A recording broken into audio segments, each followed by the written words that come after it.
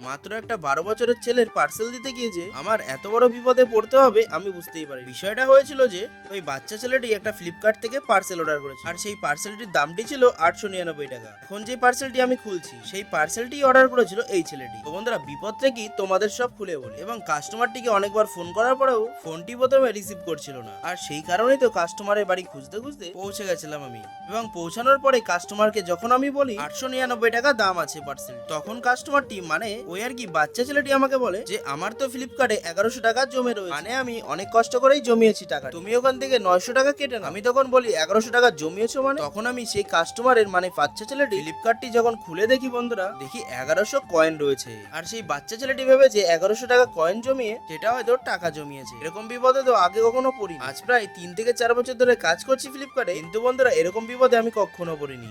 বন্ধুরা, ভিডিওটি যদি ভালো লেগে থাকে তাহলে ভিডিওটিকে লাইক করে চ্যানেলটিকে সাবস্ক্রাইব করতে ভুলো না।